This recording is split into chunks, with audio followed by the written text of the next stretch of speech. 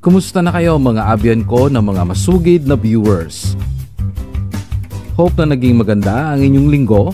Masaya ako sa araw na ito.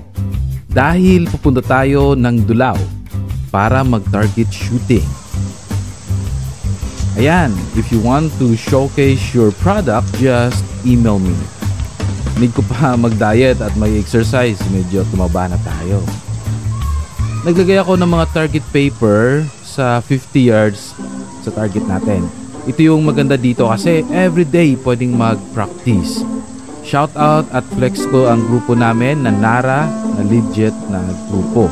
Ito po ay Negros Air Rifle Association sa support ninyo sa akin. At sa inyo na rin na mga amigo at miga sa pagsubaybay sa aking channel. Ito po ay 50 yards at gamit ko pong pellets ay Astro galing kay Brook Vector. Ayan. Ang laruan ko naman ay galing kay Bro Elmer, ang EDZ. Medyo maganda ang panahon ngayon kasi katamtaman ng yung init at lamig. First time kong gamitin ang pellets na to. Masakip ito at masakip sa chamber. Pero try lang natin para malaman natin ang resulta.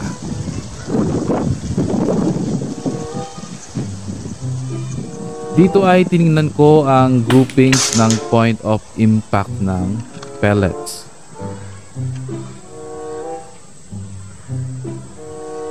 Dito malaman natin if yung pellets ay sabog or hindi.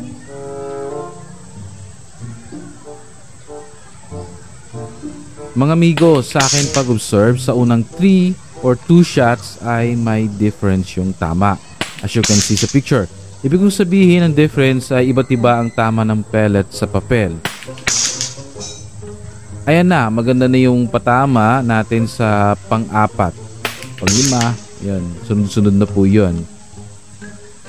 Ipakita ninyo pag nagkat ako ng mga frames sa video para na hindi humaba at syempre hindi din boring. Dito nag-adjust na ako ng windage turret at elevation turret para ma-insakto. Yung taas at baba, ganoon din ang left and right para na ma-center natin. Ma-center ang tama ng pellet or point of impact sa reticle ng ating scope.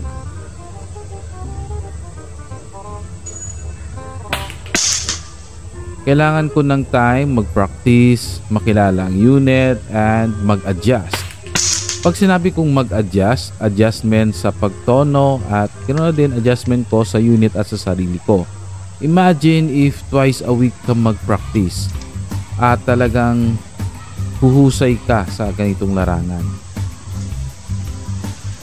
Kaya always practice lang tayo. Ito po si Dave Lopez ng Air Rifle Hobbies Philippines. So baka mag-order tayo ng scope camera kasi yung scope na ibinigay sa akin nasira siya yung lens.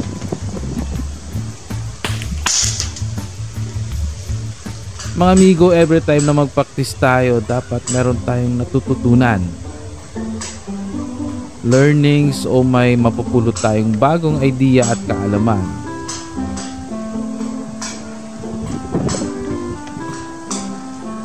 Kung napunan ninyo, magalaw ang camera dahil malakas yung hangin. Makita nyo sa background. Ayan. So, medyo mahangin sa panahon na to.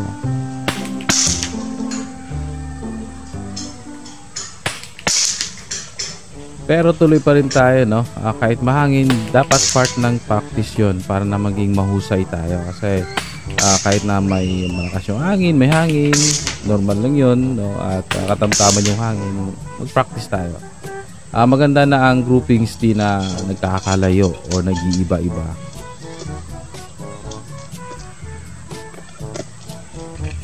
So okay na sa left side, pangatlong targets, maganda na yung mga tama. And makita natin, nabubulsay na rin tayo. So maraming mga pellets na nayuyupay sa likod, sa skirt dahil masikip. Kailangan ko pang i-push.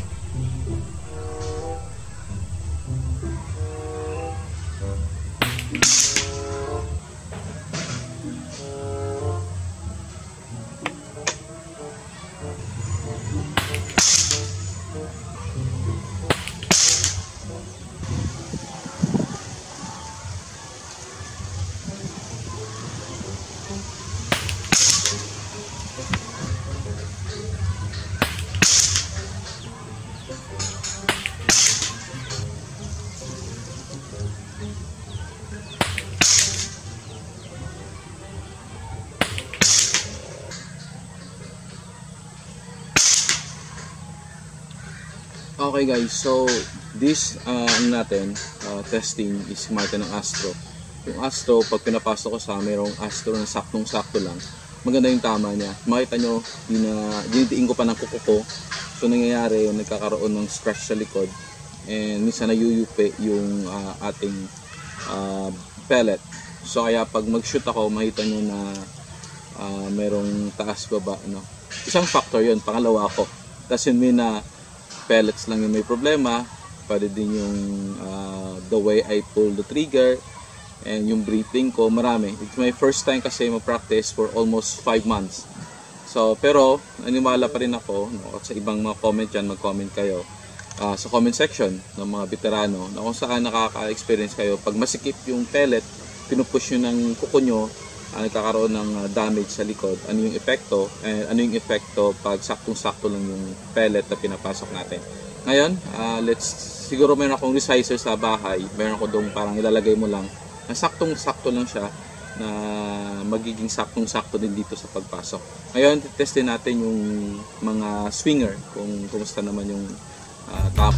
So next na balik ko dito, yung gagawin ko is i-resize ko yung pellet siguro next Saturday and then mag-shoot ulit tayo kung kumusta yung takbo ng pellet. I'm using a local pellet. Makita nyo, dinidiin ko yung sa likod. Ang mamaya papakita ko kung ano yung magiging result niya.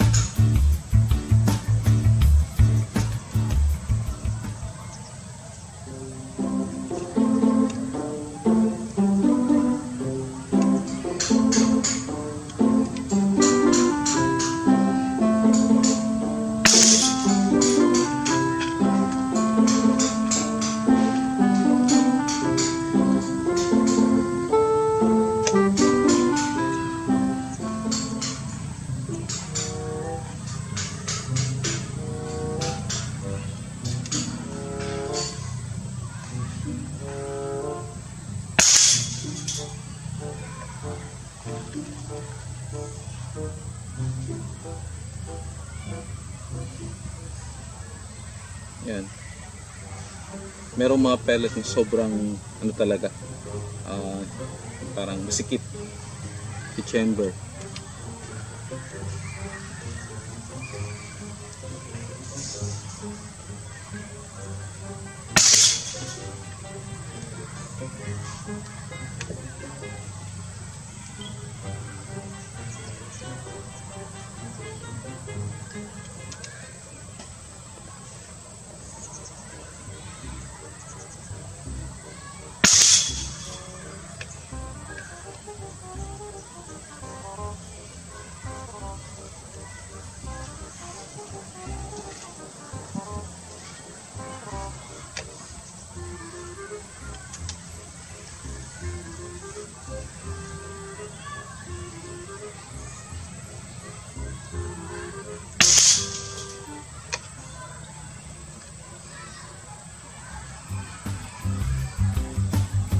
Ito, saktong-sakto lang yung pasok ko.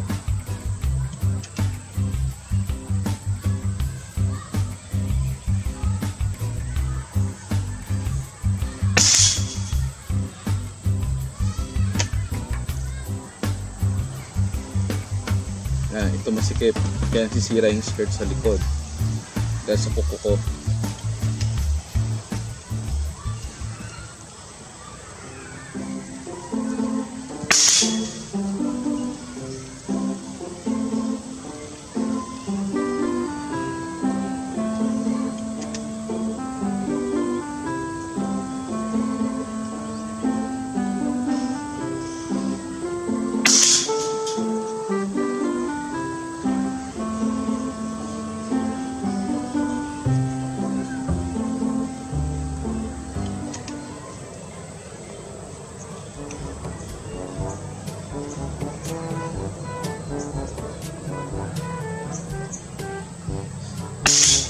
Okay, so pati yung maliit tatamaan natin.